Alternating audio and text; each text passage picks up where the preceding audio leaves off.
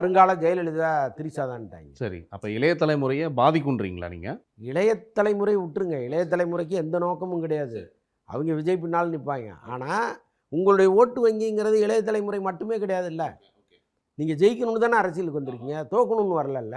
நீங்க ஒரு letter bad கட்சியா வச்சு இயங்கணும்னு வரலல்ல. ஜெயிக்கணும்னு தானே வந்திருக்கீங்க. அப்ப ஜெயிப்பதற்கான எல்லா இலக்கணங்களையும் நீங்க இங்க செஞ்சாகணும்லங்க.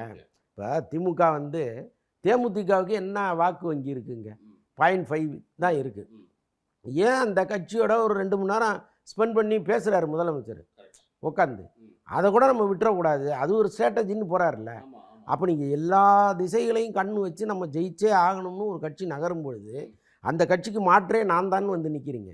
அப்போ பெரிய பள்ளத்தை தோண்டி நீங்களே அதில் போய் குதிச்சிங்கன்னா அது என்ன மாதிரி செயல்னு தான் நமக்கு புரியல.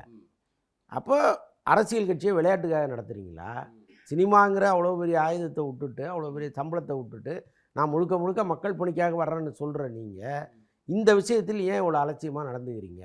அப்போ உங்களுக்கு வந்து ஒரு பெரும் கூட்டம் கூடுதுங்கிறதுனால நான் செய்கிறதெல்லாம் சரின்னு நினச்சிங்கன்னா அது எப்படி சரியாக இருக்க முடியுங்கிறது. இல்ல இப்ப இவருடைய நடவடிக்கைகள்ல பின்புலமா புசி ஆனந்த் அவர்களும், ஆதவ் அர்ஜுனா அவர்களுமே இந்த இந்த ஒரு ஆரம்ப புள்ளிக்கு இவங்களும் ஒரு உறுதுணையா இருந்திருக்க காரணமா இருக்குமோ அப்படின்னு ஒரு சந்தேகம் எழுது. ஏங்க நீங்கள் தப்பு பண்ணிவிட்டு அவன் காரணமா இவன் காரணமாங்கிறது எப்படிங்க சரியாக இருக்கும்?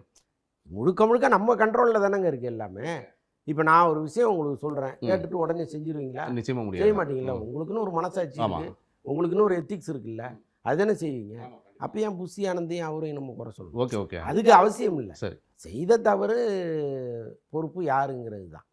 அதனால் பெரிய தவறை விஜய் செஞ்சுட்டாரு. இதை வந்து ரெக்டிஃபை பண்ணவே முடியாது. இது முழுக்க பின்னடைவுன்ற பாதையில தான் நீங்க பேசுறீங்க. கட்டாயமாக பின்னாடி